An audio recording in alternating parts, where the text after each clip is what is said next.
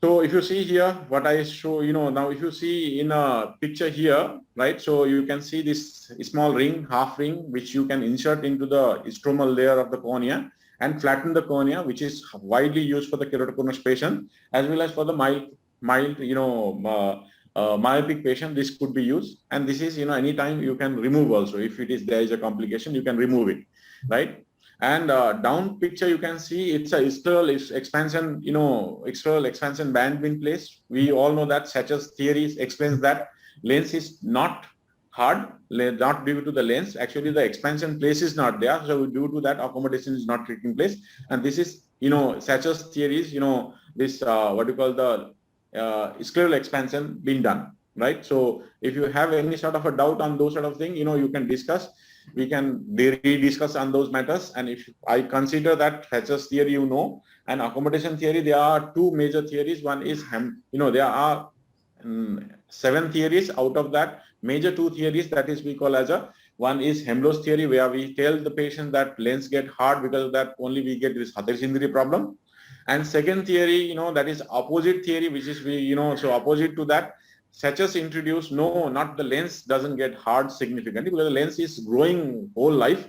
So because of that, there is no place to expand. So if you put if you have an expansion on those area, so space comes, then there will be a accommodation take place, which he showed, and there was an expansion. So these are some of the refractive management being done in this way also, right? So if I'm too fast, let me know, right? And if you have any questions also, let me know, right? Okay.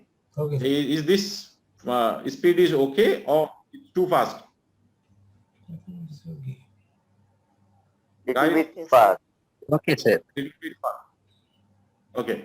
So then what happens? Wherever you feel this one is a little bit, you want to clear more, just let me know, right? So that I can, take time and, discuss. Otherwise, if it is, you already know, then no point of, again and again repeating those things, right? So corneal response to heat, if you see why these things are very much possible, because the cornea has a different, ways of responding to the heat. If it is 55 to 58 degrees centigrade, cornea gets shrink, right? Corneal collagen fibers, the stromal collagen fibers get shrink. If 65 to 78 degrees centigrade, temperature if you give, then collagens are relaxing, instead getting expanded, right? Then what happens if it is more than 78 degrees centigrade, then collagen's necrosis, the collagen start to die, right? So this is what is being used on, this, LASIK or LASIK or other refractive method. These heats are used to, manage to, expand or relax the cornea, right? So which we will, as I told you before also, in a different refractive method, we will be discussing about prone and cones and their, way method, right? And then that time this will be very useful, right?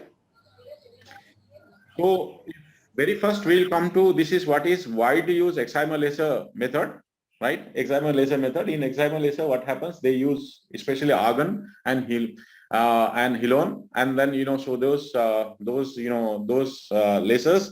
And laser in ophthalmology is a different subject again.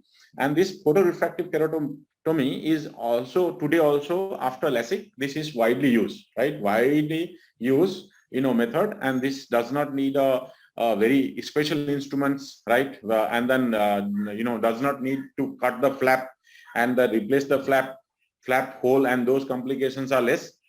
And this, what happens? They put a alcohol and remove the superficial part of the epithelium or a Bowman's membrane, and then on top of that do the laser, right? Do the laser, and this is quite, very cost effective, very, this thing. But there are also, as I told you, there are pluses also, minuses also, so which we will discuss. So remember this photorefractive keratotomy, which is superficial part, not deep, not stromal. This is done in a superficial part, right? Superficial layer, right? Superficial layer, this has been done. So this is LASIK. Can you see the LASIK? Now, if you see this microkeratomy blade being placed, suction ring is placed. When you put this suction ring and microkeratomy blade to cut the cornea, your intraocular pressure has to go above 65 millimeter mercury. So that means the eye will have 65 millimeter mercury means, that point of time, patient will be completely blind. right? So your blood circulation will be completely stopped, right? And there is a high possibility patient can have other complications also, right? So that risk is there. So longer the suction ring being kept, there will be more the complication will take place, right? Now, if you see this, these are, then with the microneedle blade, when you put the suction ring like this, I will take you into detail how these laser surgeries are done. And then last time, some of you I have share you these videos, and you can see the videos and get some more ideas on that, right? Basically what happens, this is first, you are removing the flap, right? Removing the flap up to the stromal, some amount of stroma also you are removing.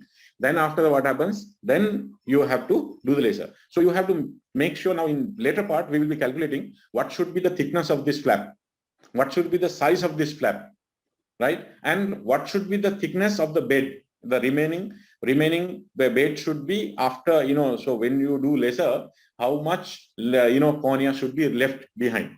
So that is what is most important in calculation, right? So this is what we are going to discuss. Okay.